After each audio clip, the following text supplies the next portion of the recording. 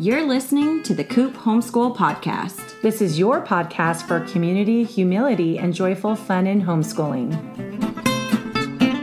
I'm Andy. I'm Jessica. And this is The Coop. Let's plan next year. Yay! That's my favorite thing to do. It's amazing. Yeah, and so I start thinking about it like in January, February. What about you? I don't. I intentionally thought of next school year. I mean, I do, but...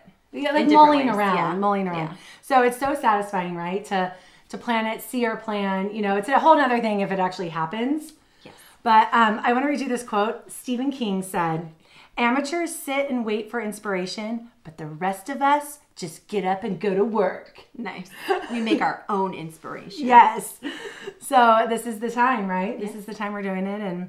And hopefully this will be an encouragement to you guys. And we're going to go over we're going to have a little fun activity we're going to do. Yes. And then go over some tools, especially a questionnaire that we wrote up, and look at some planners. Yep. And then just a couple takeaways at the end. Sounds great. And then we have our question, of course. Yes, of course. So let's get started with our scoop on the coop. All right, I'll go first. I started a new toddler dance class so that my son That you're could take teaching? dance class. Yeah. Aw. I started teaching a new toddler dance class, and it is so cute. And my son it's become a mommy and me class, incidentally. And my son is just such a different kid than my daughter. And so it's this whole new experience for me and him together, for him to take my dance class. And it's not specifically ballet or anything else. It's just a movement and music class. But it's so fun because he's so excited for it every week. And then he's super enthusiastic to help me set up for class. Aww. And then he greets every student by name. So cute. "Hi, Poppy. Hi, Autumn." Aww. And he says hi. He invites them to come find their hula hoop to sit in. And then midway through class, he's more interested in helping me with my music than he is in participating. But He's taking ownership over the class. right. But he goes right back to it when I redirect. I say, "Okay, Augie, let's go sit in our seat and we're going to do slippery fish." And he's, "Yes," and they're all excited. So it's so cute. So it's just a really fun bunch of kids too. And I'm loving it, and he's loving it, and he's excited to talk about dance class. Yeah. So I have two things to ask you about that. One Yes. is Jake going to be able to come at all to watch? No, I mean, maybe if you took an off Friday or something, but it's on Friday mornings, and so probably not. But Yeah, it's too bad. he's seen a bajillion of them at this I point. know, but yeah. And then the other one was, how cute are those names? Poppy, Autumn, and August. right? Yep. Emilio, Matthew. Yeah, Yeah, it's a cute cute. bunch of kids. I love the way names are going these days. Yes, they're pretty sweet. Okay, so since we're talking about planning, Yeah. my scoop on the coop is we are planning a Colorado road trip. Super awesome. And I texted you about it on Saturday. I spent basically 6 hours. Yes. Just figuring out what we were doing on our road trip back from Colorado. Because we're going one way. We're doing Vegas, the Arches National Park, Grand Junction, and the mountain towns like Breckenridge on the way there. And it's just 3 nights. Right. But on the way back, since I really wanted to go to Santa Fe, New Mexico, to go to Meow Wolf, It's out of the way a little bit. immersive art. Yeah, that's a little out of the way. And then I saw that Bandelier National Park is there, and that has cliff dwellings from, I don't know, the 1300s, or I have to do some more research on it. Right. So I'm like, oh, well, we're studying Indigenous Americans. This is perfect for that. Then a friend recommended we go all the way straight south, like, I don't know, 4 to 7 hours to Carlsbad Oh, Caverns. you are going to do it. So we're going to do Carlsbad Caverns. Awesome. Of course, none of these places let you reserve or get tickets yet. So until you're like a month out, and since it's like a month and a half out. So I went ahead and got the hotels, and the hotel we got there has water slides. Nice. And it's like $100 a night because it's Nice. It's out of the middle of nowhere. And then after Carlsbad, it's a 14-hour drive. So the entire drive to Colorado is now just after Carlsbad Caverns Right. to San Diego. And so Tombstone is basically right in the middle. So I'm like, are the kids old enough to watch the movie Tombstone? Probably not, but there might be certain aspects we can show and just have fun teaching them about that and doing YouTubes, maybe Tombstone for kids. I'm guessing that's out there. I don't know. So I'm super excited about all that. And we extended it then to be 5 days on the way back because Awesome. between the opening and closing and driving somewhere, we can't always drive somewhere and then still have time to do something there. Right. So then we have to spend the night. So yeah, I figured out all of that. It's crazy. With no tickets or reservations anywhere yet. So are you dying a little bit on the inside? So it'd be nice to know. Yeah. And since I'm such a planner, it'd be super nice to know. Right. And you need your confirmations. Yeah. And I can cancel, it's through Expedia. So Sure. I can cancel, The all, hotels. yeah. But yeah, and I'm starting to make the workbook for it. Right. So it's super cute already. I'll have to show it to you. Yay. So, okay. Let's get started on planning for next year. Yes, ma'am. There are a number of, endless, not number. There's endless planners and books about planning and blogs and social media and things like that. And Amazon, you could just search planners, homeschool planners, or how to plan, and you'll have all these things pop up, right? Yes. So the first tool is looking back. And we talked about that in our episode 43, looking back and reflecting. And I want to say that I did ask my kids what their favorite moment was. So if you listen to episode 43, you know that we talked about our favorite homeschool moment.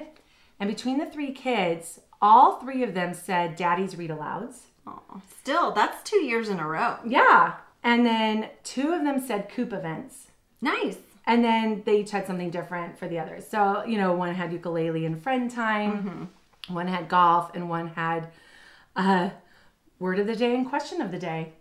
Who knew that was so important to her? So that I know to continue that. So looking back. Yes. But then the next part is looking forward. And what I want to kick off with is there's this article on psychologytoday.com by Arthur Dobrin, and he's a professor of ethics at Hofstra University, and he's written about 20 books. And planning ahead, sometimes we can coax reality into being by planning ahead. Okay, so I have this simple story that you have never heard. No, I haven't. And I'm going to read it, and we're going to talk about how that applies to planning for homeschooling. Okay. Just a fun little short discussion, but something to chew on. Yes. Okay. Here we go. Here's a simple story. A man came to have a suit made. The tailor laid out the bolt of cloth, found his scissors, and cut. The next week, the customer returned to try on the new clothes. To his dismay, the suit didn't fit properly. So the tailor made the adjustments. He shortened the sleeves and raised the cuff. The customer returned the following week and tried on the suit once again. But it still didn't fit right. Now the shoulders hung wrong and the front buttoned too tight. The tailor took the suit back and made the adjustments again. This went on for 10 visits until, exhausted, the tailor got the suit to fit correctly. The tailor related this story to a friend one day in the cafe. The tailor complained about how difficult the customer was, demanding more and more adjustments. And this is what his friend said. Well, maybe it wasn't the customer. The fault was really yours. After all, it is better to measure 10 times and cut once than to measure once and cut 10 times. Interesting. Yeah. I like that. Yeah. That's a fun one. So what was your big takeaway? So my big takeaway is the benefits and the blessings of planning. Right. That is the measuring 10 times, right. The reflecting back, the asking your kids. And then on top of that, observing your kids. Right. And on top of that, knowing your homeschool mission, remembering that you want it to be fun and bonding or whatever it is. Right. I'm relating mine. Right. And we talk about homeschool mission on our blog, and we'll link that here. But just, doing all of that as your measurement. So then when you implement your plan, right, you can do it well. Right. Because you have confidence that the measurements are correct, that you've properly assessed your kids and whatever it is. I mean, literally assess them academically if that's what you're talking about, or just their interests and their ability to sit for 2 hours if that's what you're planning, but just that the measurement fits what you're trying to do. Yeah, instead of retrofitting, right? And I do that all the time. I retrofit all the time. Oh, I'll try this. I'm impulsive. Right. I'll try this, and then it doesn't fit, and I'm like, well, I'm going to keep trying. And then sometimes I don't. It depends on how invested I am into it. Sure. So you see the same way? Yeah, I like It's that. It's a good little analogy, right? So let's keep that in mind as we plan. So we have this downloadable that has the reflecting back questions, but it also has the looking forward questions that's available on our blog. And we will link you to that in our show notes. And I'm just going to go through the questions and say how I answered them. Yes. And so you all can hear our plan for the year. Last year's plan was on episode 11. Mm-hmm.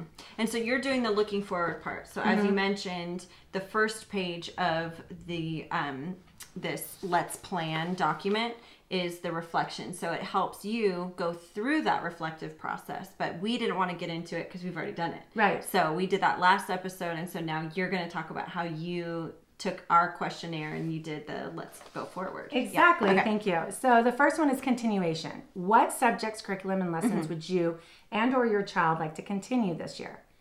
So Matthew C., I'm definitely continuing that. Awesome. Words and phonographs, the phonograms, I should say.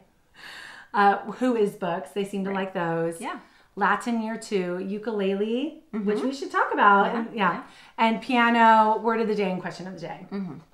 And then there's developmental stage. So depending on your child's development, is there something new that your child needs to learn this year?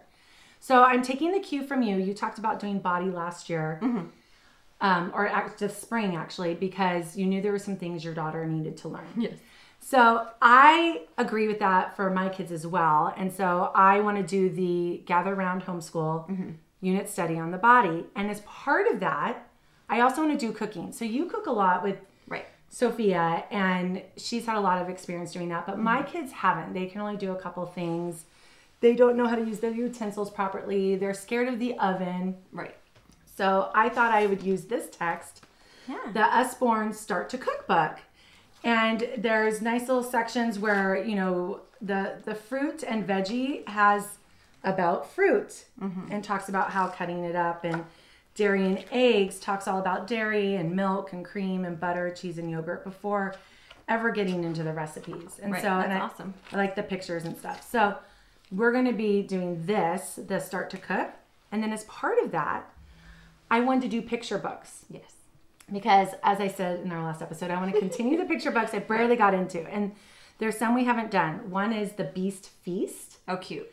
And I thought that'd be just a fun way. It has envelopes you can open and things like that. And that's by Emma Yarlett, and A Fine Dessert. And they have the recipe for this fine dessert that was passed down from generation to generation. Aww. So I thought that'd be fun to make that. We did Eat the Cake this last year, but I love Eat the Cake, so I thought we could do that again and then say, now you get to make a cake. Right. And Farm to Fork is this journal where they write down ingredients and then they create a grocery list off of it. And then I was also, as part of cooking, doing Radish Kids. Yes. Yeah. So I was going to sign up for that, and for 6 months, see how it goes. Yeah. And then continue it if they are still cooking. Right. And I heard that they get patches to put on their apron, and you've told me they get utensils, and they're good utensils. I mean, I've talked about it on here before, but their quality, I've replaced some of my utensils from 10 years ago with these new Radish Kids ones. So they're helpful and they're sturdy. And then they're a bright, fun green color. So then they have that silicone know. on the, And so I'm super excited about Radish Kids. Awesome. And that all goes with the body. Right. And I have, since I'm going to use the unit study, I bought a body with the organs inside, and I want to do some dissection if we can get to it. And if it's not too expensive. The other thing that goes with the body is socio-emotional. So I have this emotional intelligence kit that I got from Big Life Journal, and I just printed these out, and there's frustration exercises, find all the feelings word search, find your calm maze. They even have you make a glitter jar with glue and stuff. And I thought this would be really fun for us to do. And there's also an American Girl book that teaches about to girls how their body will change and how to handle their cycles and things like that. And you never know when your daughter's going to hit puberty for sure, right? You never know if it's going to be 2 years from now or tomorrow. Right. Some people hit maturity way earlier, and I just love to capture that early. And so I told her she can read ahead. Yeah. but I would like to also read it with her and walk her through that book. Totally. So that goes with the developmental stages for us. There's another question that is interest-based, depending on your child's interest. So I asked them, and my musical daughter wants to do the harmonica and the triangle and learn how to read. And then my writing daughter wants to write books. So I said, okay, well then we're going to study writing and editing. And I've already, unbeknownst to her, bought a book for her, how to self-publish. Oh, cute. You know, and these little kits you can buy of making your own book and things like that. Super cool. And she wants to do kiwi crates. Awesome. And then my son wants to do Egyptians, volleyball, basketball, and natural disasters. So I said, oh, we have this I Survived series I bought for you. Right. You should start tapping back into those. And he said, well, no, those are made up stories. And I said, but they're pulled from primary sources and real things that happen. And he said, no, I just want, and he actually said this, informational texts. I love it. So I was That kid like, is funny. Sure, no story for So you. he just wants a dry reference. He wants the book style. information. Yeah, he wants the encyclopedia version. He does, yeah. So funny. So that would be an interest-based question to ask yourself. Another question to ask yourself is standards. Which academic state standards do you want to consider? I need to get on board more with science with that because that is not my forte. And I've talked about how I just bought them science books. So I'd love to continue with those. And then missions. Yes. So I bought this book by Scott Odell called The Cruise of the Arctic Star. And it takes you through the missions through California. Yeah. And we have talked about going to see one. Right. And taking the train there. Right. So it'd be fun to develop that. And then possibly discuss a potential road trip to see other ones. Sure. If they're interested. I mean, it may just be too boring for them. Yeah. And they may love it. It'll be good to test it out with just one. And we also have one right in our backyard. We've got the Mission San Luis Rey right here. Yeah. Yeah. Yeah. So we've got one that's 20 minutes from our doors. Yeah. Yeah. That'll be fun, I think, to see how they do, to watch them and see if they're even interested. Yep. And I looked at the 5th grade standards. So I went in and I looked at the 5th grade I Can statements that are available on our charter school website. Right. Just to see if I'm going to be surprised when I don't have the content. And it's still all Indigenous Americans, explorers. I'm like, my unit study that I'm in the middle of, right? I can just stop it at the end of the school year and then pick it right back up. Totally. So I'm excited about that. I already have the stuff for that. It's awesome. And then I'll probably do writing and rhetoric, especially since my daughter wants to write. Right. I'll finally do that, even though I was going to do it last year. Okay, then we have another question called Other Fun. What books, curriculum topics, interests, or activities are you or your child excited about? So I put picture books. We got this theological Bible from, theological book from church that they're going to be taking them through. Sounds so cool. And I put poetry tea time. Oh, and because I want to develop a little bit more of their poetry, I have all these poetry books we never dove into last year because I overplanned. And it's called A Child's Introduction to Poetry. And I have the instrument one too, or music that I never used.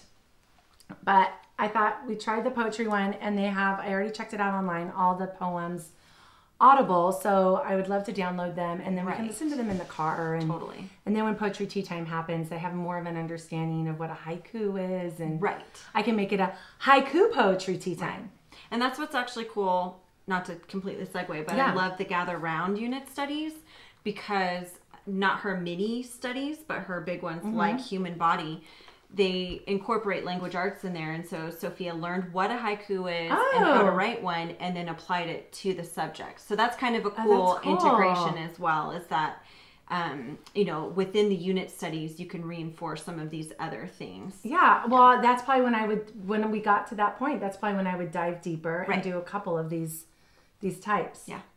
That's awesome. Yes. Good to know. See, that's why you need homeschool friends. Yeah. Well, I'll give you the completed workbook when we're done so you can peruse what Sophia's looks like and so you know what's there. Yeah. And it's hard when it's blank. Yeah. You don't always, when you're just browsing a blank item, you don't always know. And then you see it filled in and you go, oh, that's what they did, Yeah. I love that. And then money. So money is going to be a thing this year because my kids are saving a ton of money now. Right. And I feel like that has somehow related to the body and taking care of yourself and making good decisions. Sure. And it's fun, and they're at that stage of life. So that could have gone into developmental stage too. Sure. So there's How the Moon Jar Was Made. Oh, cute. And so we've read that probably like 3 or 4 years ago when I got them the Moon Jar, which is Save, Spend, and Share. Yes. And then there's Dave Ramsey's for kids called Junior Adventures Storytime Book Set, Teaching Kids How to Win with Money. And it's a set of 6 books. They also have a kit, but the kit looked a lot like what we already had, Right. with Save, Share, and Yeah. Spend. So I just thought, oh, we'll just get the book. So I'm Right. going to see if school will. That's awesome. We had 3 different sized pigs for Sophia. Oh, she that's was a given great piggy idea. banks when Yeah. she was a baby. So we just had the 3 different sized piggy banks for those. Yeah. Yeah. How fun. Yep. And then, and I'll probably tap into my Waldock Way. That was something Totally. from this last year that I didn't tap into as much because I saw for 5th grade, there's some chemistry, and I was like, perfect. We'll do the Waldock Way potions class. Then you want to ask yourself, calendar. Are there any activities in the calendar or season that you're sensitive to that you want to spend more time on? Right. So we've talked about this in spring traditions and Right. that podcast episode. We've talked about it in our giving episode. Yep. You know, so consider that. And for me, the kickoff bake a pie for fall. I want to make sure I include that. Right. It needs to be on the calendar with intention. If you've started your cooking unit, you know, Yeah. like you know how to plan all of that. Yeah, exactly. And then May the 4th be with you. Oh, yes. Star Wars. That's important to us. And that's like a 1 to 2 week thing at least for us. So I want to make sure that gets on the calendar, and then I don't plan something else during that time and be like, oops, now it's one or the other. Right. And then whether you have a last day of school or something special you're doing or a spring kickoff or Christmas week. Yeah. So I want to reserve a week in Christmas that we just do the Christmas crafts and all that stuff, even if it's the first week of December or Right. midweek. Whenever it works. Yeah, because trying to work it in is too hard, and just having a The Christmas days go by. Yeah. And just having a Christmas extravaganza. It'd be fun if you and I planned if we did a Christmas day again Right. earlier on Right. and figured that out. Like, we didn't think of it till it was later. Late. Yeah. Yeah. So if we thought of that, let's say for the first week of December, That'd be cool. then it kind of kicks off the Christmas season together. Outside the home is another question to ask, you know, whether it's youth group or music or Right. some kind of lessons or sports. And then in the home is another thing you can write in to remember that you're going to have maybe a theme day or, you know, a certain kind of poetry tea time every week to not forget that you have those priorities as well, to list those on the downloadable. And then people you want to make sure you hang out with. So we have our coop group. That's where our co-op fits in. My parents, you know, my husband's parents, and then our close friends and church friends and whoever, to make sure that we make them a priority. And then our last question on there is to research. Perfect. What are some things you need to still dig into? So I could research more into the body and equip my mind by reading a book for me for content. And then also how we're developing our group, if whatever theme we're doing. Right. If I'm going to lead some of those, I could start diving into that. Right. And then the road, like a road trip or something that you want to take. And so that is a downloadable, and it's kind of all messy and all, you know, little Notes are everywhere. Yeah, circles. But it's super and awesome. It's such a great outline for you to know what you're excited about, because I'm sure everything that goes on there is what's exciting. Right. You're not going to write a whole paragraph. You know, that's not the goal of the item. And so it's just really cool for you to kind of see like what excites you, what seems interesting, and then you can keep looking back. You know, when your mission statement is on there, you can make sure that everything that you're adding in there touches on that mission statement. You know, and all of that stuff. Or you like to have a different theme each year. Yeah. So do these items and including them. Yeah, I didn't fit in even with your write theme. Right. I'm going to write this down, theme. It was going to have to do with the body of some sort. Right. And to keep in mind the mission statement, like you said. Yes. And that planning is like threefold. You have the plan. Right. And then you have the mom, our interests, what we're good at, what we're not probably going to do because that's just not us. Right. Even though we'd love to do it. Oh, yeah. You know. And then also the child, what the child is able to do. And I say that all the time And I'm still trying to retrofit things to them. I still fail in that because I want to make it us schooling. It's us schooling. Right. And then I'm like, wait, no, but we're doing this math workbook and we're going to stick to it till the end. Yeah, it's me schooling. This is what I need. Yeah. And so you have your brainstorming downloadable. Now what you can do to make it a little more readable and easy is what now you have. Right. And you can organize it how you organized it. So my brain likes to work in subject, very linear, and so I love that plan. I like going through it, and then I take those ideas and I have to put them into a different kind of list because that's how my brain works. That's what I would have to do too. Right. Yeah. So, so I'm presenting mine in a different fashion rather than going through the worksheet. And so I started with history because this is just a continuation of Story of the World, Who Is and Who Was books, because I have the whole collection for the entire Revolutionary War period.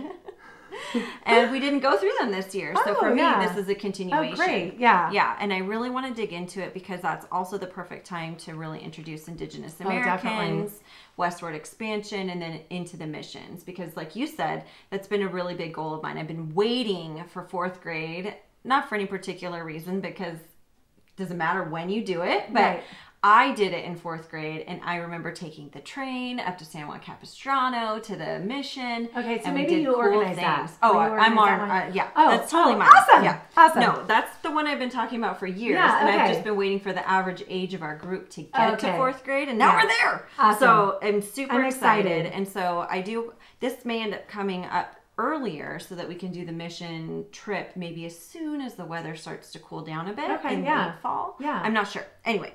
That's beside the point. So then I go into math, and we're just going to continue. Yeah. So I assume we'll still be continuing our multiplication into fall, unless we get it done. So we're going to finish our multiplication book, and then we'll get into division.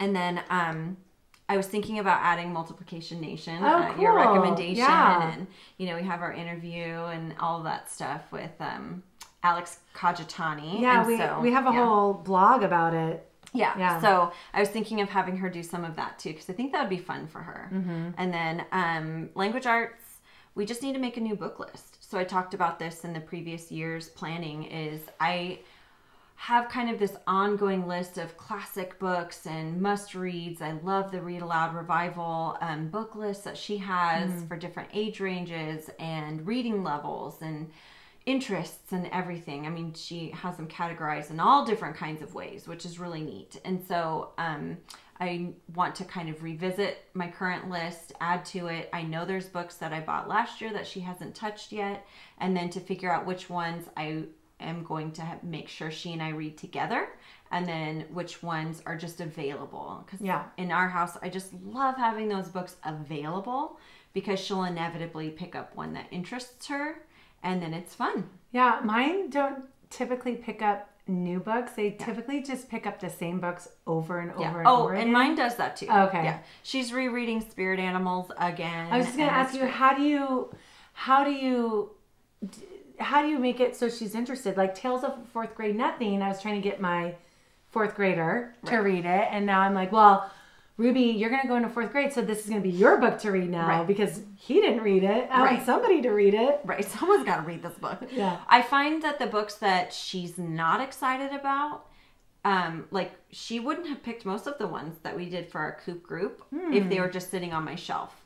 And so I think I mentioned this previously, but she was so in love with our Coop group book club this year that she didn't want it to end. And so I told her, oh, you and me will do one. And then her aunt wanted to join us. And so the three of us are going to do a continuing kind of the same style of books as our Coop group book club. So I'll get to add in all the ones that we haven't covered yet, like Trumpet of the Swan. And those ones. Okay. So you might I got this. It's called Our Read Aloud Family Journal. I think it's just self-published. Not just, but it's self-published. And I think it was only $6 or $7. And it's 100 books together. Oh, that's cute. And so you write your list of books in the beginning. And then it's just, it's something you could probably make yourself. Cute. But I love that it's bound, and then it's something you can go back to, and basically each page is the title, author, and then our book memories. Yeah, that's super cute. Then if you went and discussed the book at a coffee shop, you could also write that We down. can be writing it together Yeah. and everything. Yeah, I think like it's that really idea. cute. That's a cute idea. Yeah. Yeah, so we'll continue our spelling UC and continue cursive. So all of language arts is just a continuation. My daughter is a huge writer as well. And so just as that naturally comes up, just being prepared to help her with it. So if she really does finish a piece of work she wants to go through the editing process on, just being ready to support her in that. So for me, that's kind of like the unschooling, like waiting on her for it, but I've got it all in the background ready to go. Well, and what I like what you're saying too is you're not just starting and stopping in these arbitrary year segments around the schedule of the harvest and farming, right? You're like, we're just going to continue. Yeah. You know, like I'm continuing picture books. There's no reason to stop them. Learning is continuous and ongoing and lifelong. So the goal is just that we keep going. So if we even stop over the summer or slow down over the summer, it doesn't matter. So I don't know where we'll be in our math book when fall actually comes around, but I presume, you know, we'll still be working on all of those things. Yeah. So I like feeling that it's continual, you know, and then there's no pressure to feel like, well, what did I accomplish? You know, it's just, we're always progressing forward. Yeah. There's no feeling like I didn't finish anything, you know? Right. Just always moving. So then, science, I really ended up liking the human body unit study. I didn't do it in as short amount of time as it's designed to be. It's designed to be a lesson a day, and it was 20 lessons. And so that would have been, 4 weeks? Well, that's like the American history one. Right. I've only done 5 or 6 lessons. Right. But I could go into each lesson for so long. Sure. And yeah, I don't do the same thing every day. Right. I don't do the same thing every day. So we only open it twice a week-ish. And then we had spring break, and then we had all these other things. And so we're finishing it up now. And but I liked how it had us go through things. I liked how we would naturally segue into learning more about the things that she was interested in. So it was a really great way to just kind of blend both a curriculum and some of the unschooling principles, you know, the idea of just kind of leading by them. So I am giving her information, and then at the same time, what she's actually interested in, we can segue and spend more time in. So there's no forcing it through. We just get through it when we get through it. So I picked 3 units that I want to do next school year. I want to do their space unit. I want to do oceans, and I want to do botany. Really? Yeah. I She'll have love some oceans. cool books that you could use. Yeah, we'll have to do some cross-reference here. Oh, totally. Yeah. And for space, are you going to do that in May? Probably. Oh! She's already seen all the Star Wars, so it's really fun. Yeah. You know? And that's kind of her and her daddy's thing. You should go through my bin. Yeah. That'd be fun. Yeah. Yeah. So we'll do that. Maybe borrow the games and all of that stuff. Oh, yeah. The Han Solo game. Yeah. So fun. Exactly. Yeah. So I'm excited for those unit studies. And I just really liked the different way it would incorporate other things. It's also, these unit studies make a great end of the year thing because you know how most of us homeschoolers, we start off hardcore and all of our core curriculum stuff, and then we end up unschooling in the spring. Yeah. So the unit study has been nice because, as I said, it incorporates social studies and science and language arts, and this particular one's a Christian-based unit study, and so it also incorporates some biblical aspects. And I like that they even give you a prayer to say to start off the lesson. Yeah, it's pretty neat. So I'm liking that a lot. And then my final category is just the extras, which would be inside the home, outside the home, and all of the other things that are important to us, and continuing our piano lesson and dance, ukulele. I even put a maybe. Yeah. But then, since I wrote this, the girls had a fantastic lesson last week, and I think they've just really been able to open up to their teacher and he to them. And so I think they found more common ground than I think they thought. And then I think he ended up seeing our vision for the girls, you know, through their conversation, because he was really impressed at how much they're encouraged in their music and how much freedom they have to explore it. You know, there's a lot of parents who force certain things or don't care about it, and it's not a priority, and you can see that in the kids and the work. And so I think he finally saw, you know, they're not just kind of these goofy, loud girls in class, but they're literally writing songs. They're really working hard. And so after that, I feel like this is less of a question mark. And I'm like, oh, Yeah. I think And they wanted wanted to to like it. Yeah, they wanted to do camp again. Right. They wanted to do camp again. And I don't think they're ready to say goodbye to their teacher. So I'm totally fine continuing Yeah. it. So my daughter, Sophia, asked to do a language. And I think a couple weeks ago, I mentioned she was interested in Japanese. So I downloaded Duolingo. I laugh when you say Japanese because we tried Chinese and it's so hard to do. And I told her that, language, and I explained to her, and so Duolingo didn't show it to you in characters. They did their other system of writing that wasn't just the characters. It was called. I did a different thing. It was called Better Chinese, I think. Okay. And my friend who is fluent in Mandarin, because she didn't come to the States until she was like 5 or 6. Okay. And her mom barely knew any English. So she was truly bilingual. Right. She recommended that to me. Okay. And she's teaching that to her kids who are half Chinese, half Korean. But here's the thing. She knows Chinese.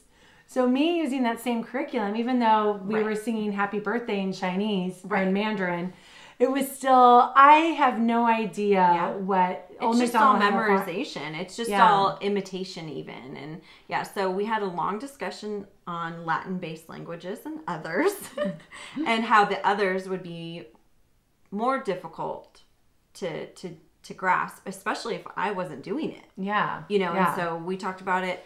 We downloaded Duolingo for her to try, which is not necessarily one that I'm recommending, but I knew it was free enough to expose her to it. And she was like, I don't think I like Japanese. And so I said, okay, well, do you want to do a different language? Spanish makes a lot of sense for where we live. I said, I love French because I love ballet. Yeah. And she was like, let's do French. And so our school supports Mango Languages, and we have accounts through our charter school. And so Mango Languages is an amazing program, and they have an app and a computer web-based program that they can use, and you can set it for multiple people learning different languages in the household. They have different profiles. So we're going to do French, and she can go at her pace and I can go at mine. Like we have our separate profiles. And the fact that it's already part of your life being a ballet teacher. Exactly. Yeah. When we get to the verbs, we'll really know what we're doing. And then you have to go to Paris. I know. Which I love. Yeah. My daughter, I think, would like parts of Paris. Yeah. I'm not sure. She might be more like her dad and in like more of the tropical nature-y areas, whereas I love the cities and I just want to sit there and watch people and drink coffee and eat their foods and stuff. Yeah. But, she'll definitely be adventurous enough when she's older to come with me and do that much, Well, when we were doing Mandarin that year, I had already arranged with my friend who is the friend who's fluent. Right. That we were going to live for a month in China. And she was going to homeschool her. She doesn't homeschool her kids right now. Right. But she was going to homeschool them that year in like their 7th or 8th grade year so that we could go do that. That's so cool. So, and then she would help me navigate and get around. And now I'm like, oh, bummer. Now there's less reason to do that. Right. We're not learning. I mean, I'd love to go, but it still is we're really doing cool. Latin. I don't know where to go until they actually pick up an alive language. You know? Latin will only get them so far. So then there's horseback riding, which I finally did some asking. I have a friend who's at a place that will work out, I think.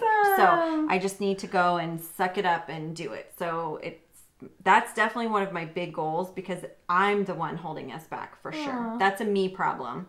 And so I need to figure out the horseback riding. And then, I'm really hoping Homeschool Arts comes back. Oh, me too. That would be awesome. Yeah, at the music studio. I loved that day. And the only thing we have scheduled that day is ukulele, which we can move it. Yeah.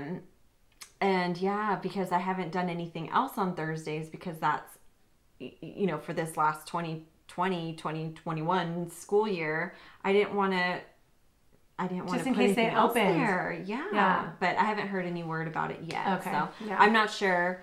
It may just kind of depend on where things go over the summer. If we really have a full lift of restrictions and more freedom to be in groups and do that kind of schooling. Yeah. I'm hoping that comes back. They offer it though, right? We just weren't doing it because of no, they weren't offering it. No, because I presumably would have been asked to teach. Oh yeah. I had a moment where I was like, maybe they just don't want me to teach. And my husband's like, no, that's not it. That's not it. Okay. But anyway, so I mean, I just loved it, and I love doing the program. The kids are still the right ages for it, and so it would be nice. And your youngest is about ready. Not all the kids are readers, and so you could put her in there. Yeah. Yeah. So anyway, that's my big hope, and that's what I have planned for next year. And how much of this are you going to need to buy? I mean, not that much, right? The unit studies, and maybe, whatever books I want to go shop. I love the used bookstore. Right, yeah. So that's really all. Maybe the math book I need to buy. That's not very much either. No, and it's quick. So it doesn't have to be expensive to do all this awesome stuff. Yeah. The more expensive things are like the horseback riding. Right. My kids are going to be doing golf but there's a teenager that just started teaching my kids tennis for $8 a kid for an hour. Right. And it's like for me it's like the idea of PE. Sure. And my youngest loves it. So she's in our family room with a tennis ball and racket doing the dribbling. Right. And it's already gotten way better at it. She can do like 19 in a row, 19 little bounces. Yeah. So it's really fun to just plan and think of all the possibilities. Totally. And what will help us with that is our planners. Yes. So let's move on to planners. Okay. First, I want to say we talked about planning and our situations in over planning or not being prepared enough. Right. And you can check those out in the Homeschool Fail episode number 39. And in that, I talk about experimenting with a certain kind of planning, like a check off the list type of planning and very date specific. Right. But there's all different ways to plan. Yes. And first, do we want to talk about our actual planners, and I can talk about that resource? That's really helpful. What do you think is the best way to organize it? Because you wanted to keep that a surprise for me too. So I know. Do you want to talk about the resource or our planners? Because I know what I like. Okay, why don't you go ahead? Okay. Why don't we do our planners? So I love paper and everything organizational. I love planners, and I'm a sucker for all those cool things. But the problem is I lose interest, or none of them are quite right for me. So I've had all the different kinds over the years, and I ended up landing on the Happy Planner. But even so, the Happy Planner wasn't quite right. But I loved what it introduced me to, which was the disc-bound system. So I'm holding it up. If you're not sure, it's really easy to find. Just the Happy Planners or Tool, T-U-L, makes the discs as well. And so I ended up designing my own. So I took the Happy Planner design, and I got an arc punch so I could print my pages, punch with the arc punch, and disc bind my own planner. So I'm going to open up to the current day because I even have little bookmarks put in here. Oh, cute. It's a photo booth bookmark. So it's a photo booth bookmark from a wedding? Bat mitzvah. Oh. A bat mitzvah I went to. That's awesome. Yeah, but it's one of the few I have of the four of us. That's so cute. Yeah, so it's a fun one. And you just laminated it. And I laminated it and then used my arc punch, and then I just have it stick up a little bit higher in my disc-bound book, so I know where my current date is. And then I've been given so many cutesy bookmarks over the years. They kind of denote other places. I have my Coop roster in here. I love that. A Coop roster with all of our friends and their contact info. And I have an area for notes. But I customized this to have the date, and I like the weekly layout. So you can see all of my schedule stuff here. I like the top one to be empty for holidays or for my chore list. I keep the top row for that.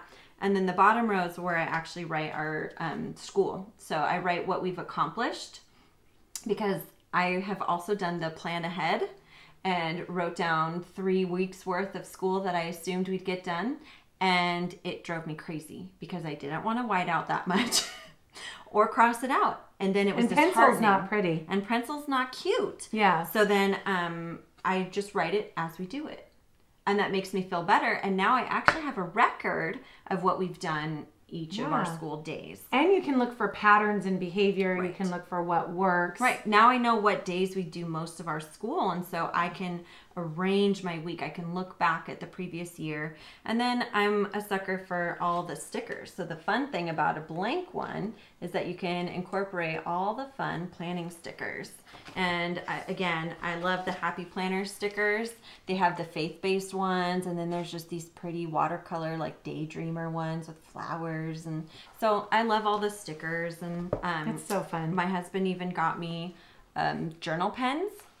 So they're the little fine felt-tipped pens in all different colors. We'll link them in the podcast Yes. show notes. And then my pen case. So it's a whole Yeah, setup. Let's link that This too. all makes me happy, and it helps me get out my planner and do things.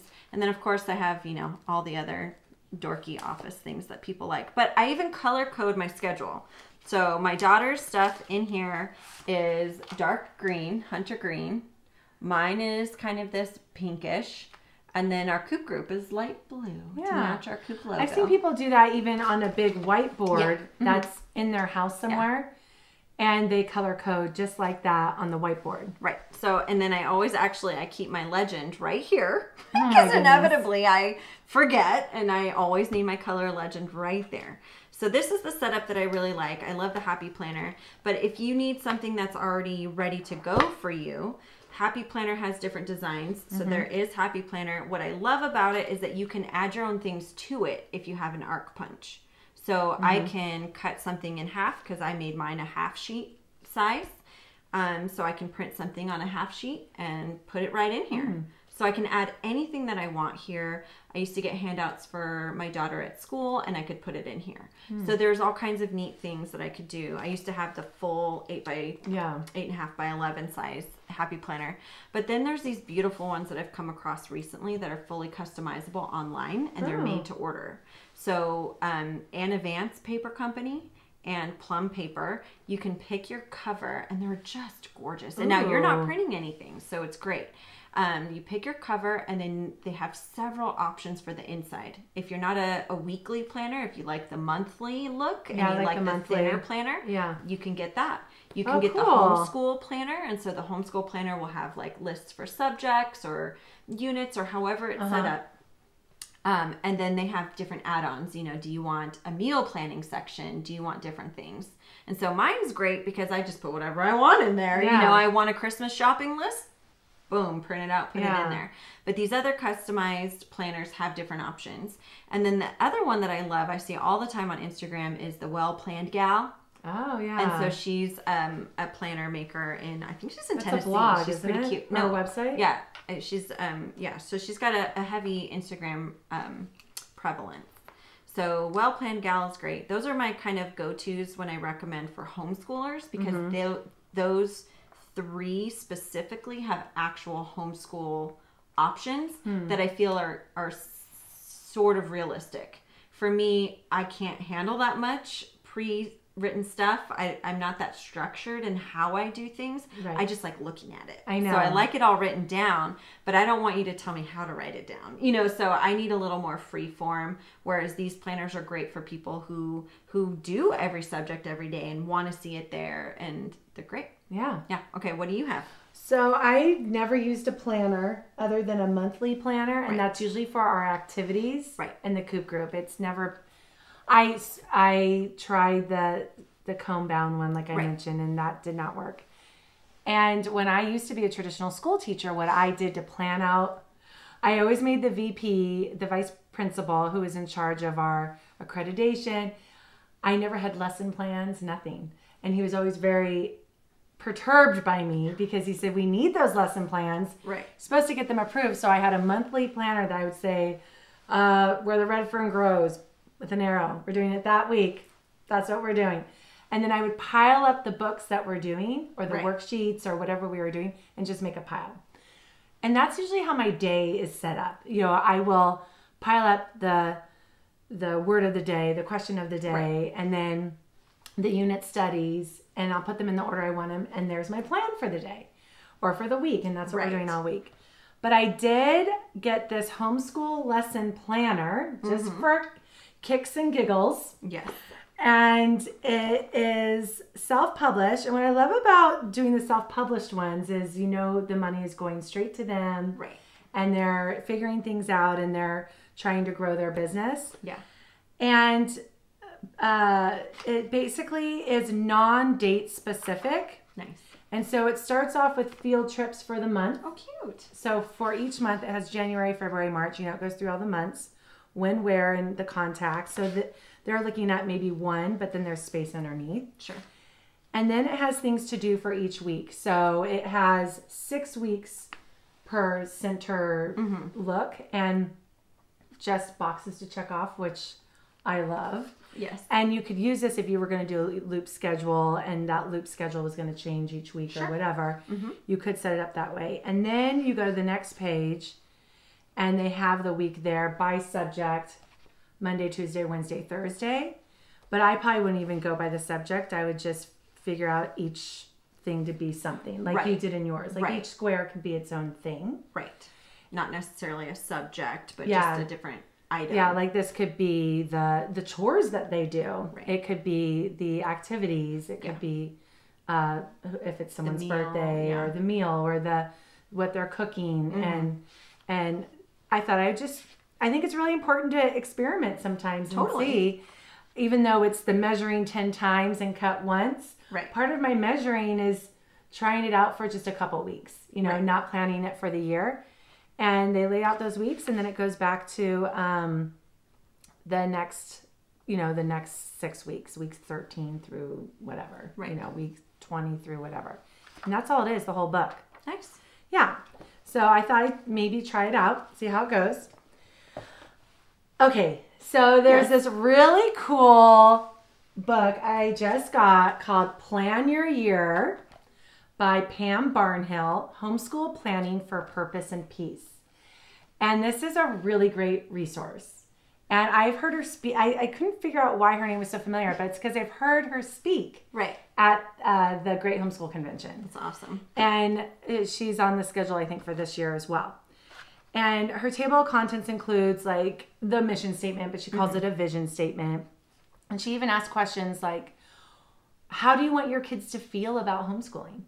How do you want your kids to view you as a mom, as a homeschool mom? That's terrifying. So she gives you these questions to help you consider and really hone in on what you want for homeschooling. And I really like that. And then crafting effective goals, determining a course of study, creating schedules. But what I love, I started looking through it, and at the end of each chapter, she has the little worksheet you can do with it.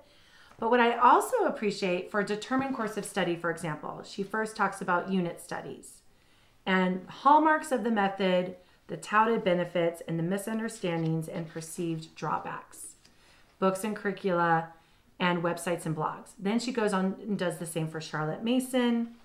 She does the same for School at Home or School in a Box, Classical, and Unschooling.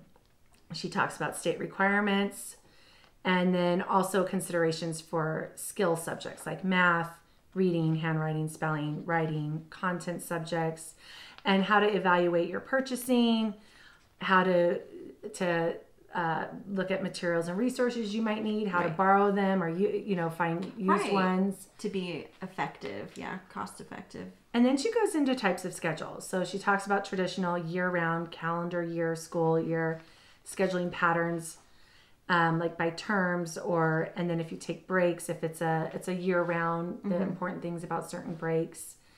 She also has this, I've never heard of, magic number scheduling.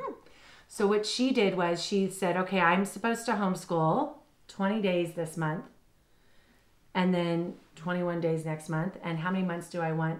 How many days a year are we supposed to homeschool? I don't even know. Right. 180. Okay, 180. 180 days. And I want to homeschool, let's say, for 11 months. Right. Or I want to homeschool for 8 months. Or I want to homeschool for 6. How do I need to divide that then? Right. And then pick her own breaks and weeks. And so she finds that magic number. Oh, that's cool. And that way, if she is doing year round, then she says, we're only homeschooling 15 days. And that could be a Saturday or a Sunday. Right. And then it gives her more freedom. So I thought, oh yeah, there's creative ideas in here that I've never heard of. Right. There's block scheduling, loop scheduling, and then she actually has the worksheets and dives in deeper to loop scheduling and how to plan that out. And that's pretty cool. And so there's just a lot in here that is really helpful. She talks about read alouds, and I'm just leafing through here. Right. How to plan your own unit study. Yeah. Oh yeah. And she talks about how not being married to the curriculum, but using it the way that we do, like finding other books that you want to do. And she suggests stripping away the timeline of what the curriculum says to do it in, and go at your own pace and make it. She says, I wanted to make it about us. And I'm like, that's where the us schooling comes in. Exactly. That's the freedom. That's exactly what I did with the unit study. I got rid of like being worried about getting it done at a certain time. Yeah. Because it was freeing, and now we got to enjoy it rather than forcing it in every day. Yeah. That wasn't fun. But now the kids I mean, they have, because I never did force it, but we didn't get to a point where that was a problem, and they still are enjoying, it's time to do human body. Like my little guy runs around, it's human body time, Sophia. Oh, yeah. That's so cute. Well, and then the Operation Ouch was such a great supplement or enrichment as well. Yeah. And then she says, of course, the first person that ever said this to me was your husband. She says, you do you. Yep. And I love that. You do you. Okay. Yes, ma'am. Okay, this is the fun part. Yeah. Okay. Well, it's all fun. It's all fun. You're right. No, this was all really fun. Okay, so at the back of the book, she uses the Myers-Briggs to say what your planning personality is based on your Myers-Briggs. And we have both taken the test at different points in our adulthood, and so we've both taken the official full Myers-Briggs personality test. But there are shorter ones, but they're not going to be as accurate. Right, but ours are pretty accurate based on the ones that we went through, so we feel pretty confident in our personalities. Okay, you ready for yours? Yes, I am an... You want to... You say. Okay, I am an ESFJ. Okay, ESFJ. Yes. And if you haven't taken the test, we're not going to go into it. So you got to take the test to know what that means. You are the I can't even say the word. Companionable homeschool mom. That sounds right. The ESFJ homeschool mom loves the all-together lifestyle homeschooling provides and wants to take advantage of teachable moments and relationship building. An ESFJ will likely love to plan, particularly on paper, with a creative flair. She will need a way to juggle the details of her active attention and schedule. A routine flow chart or loop schedule will help her balance working toward goals and taking advantage of the in-the-moment opportunities she sees. It's pretty good. I love that you did save this to the end because she did not share with me any of this other than she had this to share. Yeah. So I didn't know any of this. So everything I shared was completely my own. Yeah. And you said, I like it on paper. I do. And I like the creative flair. I mean, you didn't say that word exactly, right. but. That's so funny. Okay. Okay, mine, I'm ESTJ. So our only difference is the F and the J.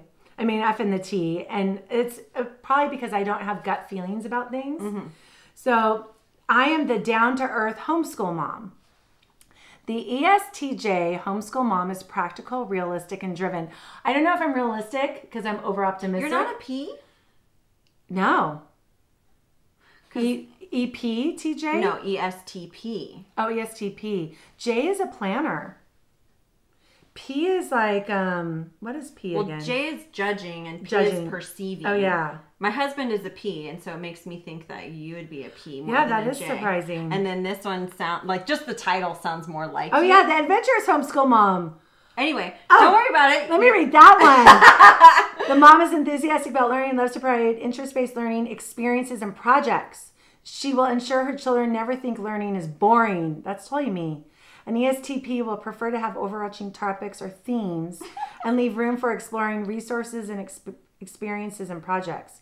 Using a planner to fill in such learning after the fact will work better than trying to plan it out beforehand. Evaluating the progress and current needs every month or term will help and ESTP, keep on track and fill in the gaps. Okay, well, let's listen to this one. Yes. What's the one that you believe? Of course, I took my test over 10 years ago. Right. So who knows which way I've become. Okay. ESTJ, homeschool mom, is practical, realistic, and driven. And I am driven. Mm-hmm.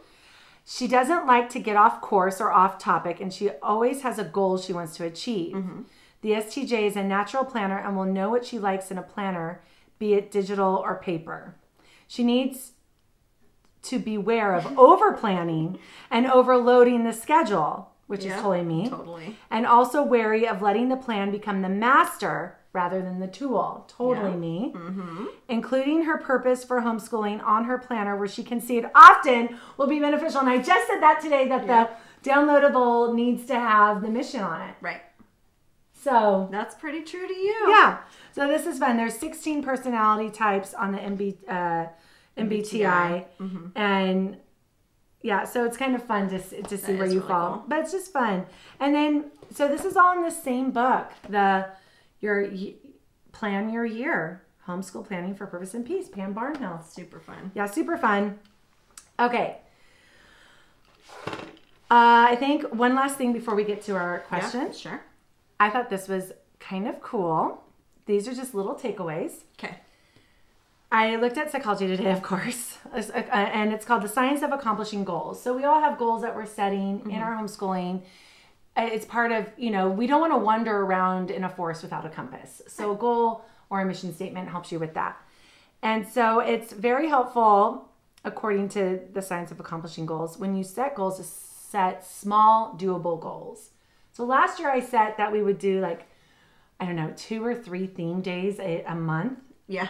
And I've done 3 or 4. Total. Right. Total. Right. Including the Harry Potter days. And that was not a realistic goal. Right. It wasn't doable even. It's so much work to plan a theme day. So set small, doable goals. Turn a goal into a habit. Mm-hmm. So if cursive is a goal for Sophia, you would probably make it a habit in that it would be she writes 1 sentence a day from her workbook or Bible or whatever it is she's doing every morning, and it becomes just a habit, part of the...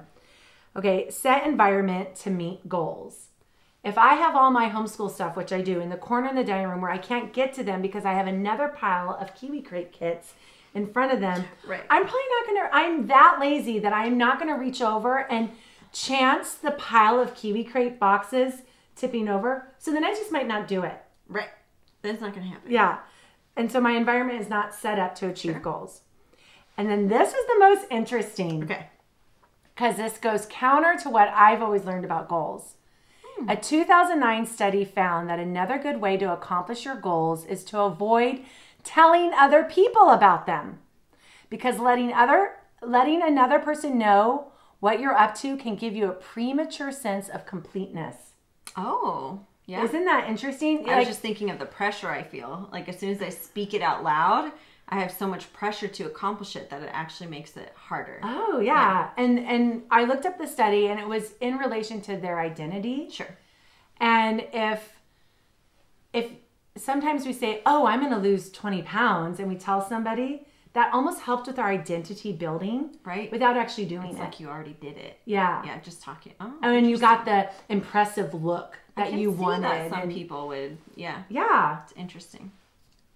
So I added that here. Maybe just avoid telling people about it until you actually do it, and then tell people, right, this is what I did. How awesome is that? And then just remembering you can't control everything, and to leave space. Sure. And I'm a major control person. We're going to do this today and this and this. And then I find I've planned too many things and there's not space. And I was reading in Pam Barnhill's book that if you're going to plan a 5-hour school day, plan only 3.5 hours of activities. Right. Knowing that there's going to be an hour and a half of space you need in there, right, whatever it's for. Right. Bathroom, food, free time, discussion, free time, or them being tired or bored and they need to run out for 20 minutes outside to ride their bike, whatever it is. Okay, there's a lot there, but hopefully that is helpful. And we have a blog about it, and we'll have this download available to you for free. Yep. And we're in it. We're moms who are in the trenches right now, planning and learning as we go. Right. Sharing our best resources and, yeah, being real to you about it. Yeah. All right. Well, now it's time for The Coop Q&A. where we answer Your questions. Today's question is, what was your biggest challenge in homeschooling and how did you overcome it? So that's such a loaded question, right? There's big so much you could do with that. And so I think I'm just going to tell about something today. Do it. And I did not overcome it. But one of my challenges is my youngest, who's 6, wants complete control over everything we do educationally. And I'm not willing to give that. Right. And I'm That's in my head, I'm trying, that's my challenge. I'm trying to balance her tantrums and her crying and her anger with me saying, let's get out the manipulatives. Right. And dealing with 15 minutes of total rebellion. Or is that her just wanting to express something herself? Right. Or am I needing to lay the groundwork for the next 12 years of education? Right. And if I say, oh, fine, you don't have to, you can count on your fingers your whole life if you want to. If I say that and she doesn't learn the aspects that she has to learn, is she, to get to the next level, it's math. Right. How is she going to move forward? Right. Or is she just not developmentally ready? And am I squelching, am I hurting her spirit? Or am I laying a good foundation for saying, hey, you have to behave in an appropriate manner. So how much do I give and take? So that's the challenge. Yeah. My other 2 weren't like that. It was, oh, this is the math we're doing. This is what I'm doing. Right. Or any subject. Right. And I love a strong spirit, but that's the challenge. I don't know what to do. So that's the struggle. That's a challenge that I'm facing right now. And I mean, honestly, I feel like we've talked before about how I feel there are some similarities between my daughter, who's a firstborn only child type of personality, and your 3rd child, in these weird challenges that present themselves, because they're clearly capable of the work if they wanted to.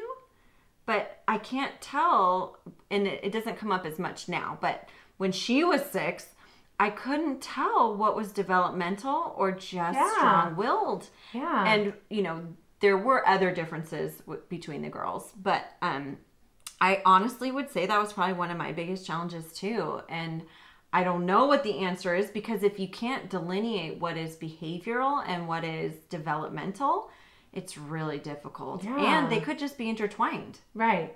So she doesn't know how to communicate that she feels uncomfortable with the work because it's difficult Too for hard, her. yeah. Who knows? Right. Which is different, because if you were to hear or understand that clearly from her, I feel like you would be like, oh, yeah, right. We don't You're have to not do ready. this right now. Yeah. That's okay. Yeah. But just when it's an immediate fight, your instinct as a mom is to make sure that your kids are being respectful and doing what they're supposed to do, and being, you want to discipline them through it. Right. Whether or not it's about the schoolwork or something else, she still can't behave that way. No. And so that's the biggest challenge, is learning. I mean, I think your Big Life Journal emotional learning or whatever, I think that'll be a really good tool to help for her for that one, because I think she does have a strong desire to express what she's feeling. She just doesn't know how. Yeah, I mean, if she could just say, I'm frustrated and I feel like this is too challenging for me,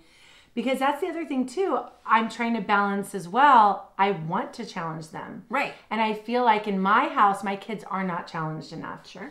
They are not asked to do things that are hard for them. Right. And they get to pursue their interests. And I do want to balance, like, you need to do something that's hard for you too. You have to do hard things. Yeah. And that was our focus last year. I can do hard things. But it was more like, I can go on this ride that I'm scared to go on. It was different. It wasn't, oh, the manipulatives make me uncomfortable. Right. I mean, she wouldn't know to say that. No, but yeah, that's a really big challenge. And yeah, those are the real moments of how do you overcome that. And that's the ongoing learning of learning your child. You know, it's the whole measuring analogy. Yeah. You know, you're still sizing her. Yeah. She's only 6. I know. She's still developing, and you're sizing up that child. And so you haven't found the perfect fit for her yet. And you haven't found the perfect way to address the different issues when they come up, but maybe going through, you know, the tools to help stop it, rather than forcing your way through it and say, okay, we're going to put math aside for the moment. Yeah. We're going to open this book and let's talk about what you're feeling and why you're acting this way. Yeah, you know, and just redirect. Redirect it into a positive conversation about the behavior. Yeah, that I love that. hopefully would end up leading back to, so now what's the real problem with math? Yeah. You know, are you just frustrated because you don't want to do it right now? Right. Are you frustrated because you really are having a hard time with it, or you just don't want to do it with me? So I did give my daughter the option to say, I don't like learning this with you. Yeah. Because that's okay. That's the thing. I told her she can do the DVD or me, and she chose me. Right. So that was the first. I forget. She keeps doing that first to you. Freedom, and that I'm like, okay. And then when I go to teach her, she won't do it. And I said, but these manipulatives, it's important for you to be able to visualize 7 and 3, right, versus 7 always counting to 10. Right.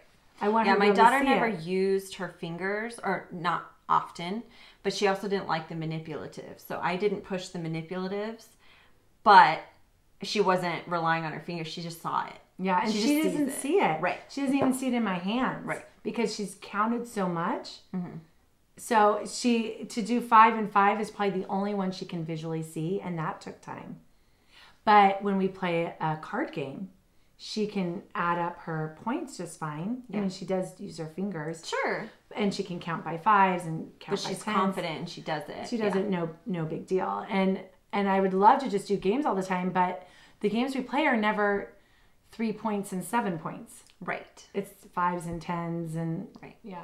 So, yeah.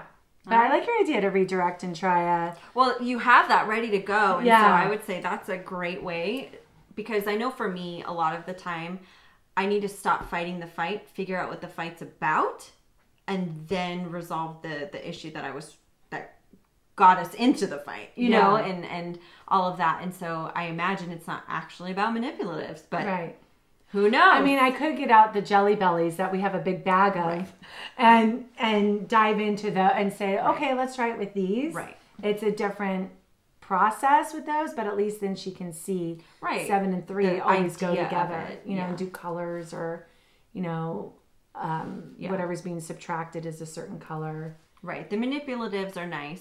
My daughter got to a point, because the book has you like color, you know, and so I didn't make her color those anymore, because she just didn't need that. Yeah. But being able to be comfortable enough with them is helpful as you go on in this series. Right. You know, I mean, they're still using them in the multiplication teaching videos and stuff. So it's nice to have it as a tool if you need it. Right. Yeah.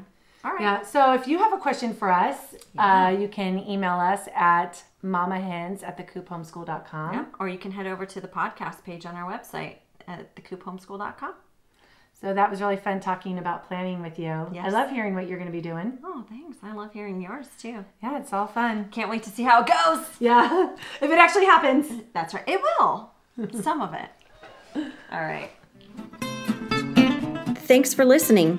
We love your support. Be sure to subscribe to our podcast, leave a rating and review to let us know how we're doing, and share our podcast with your friends who need a little community, humility, and joyful fun in homeschooling.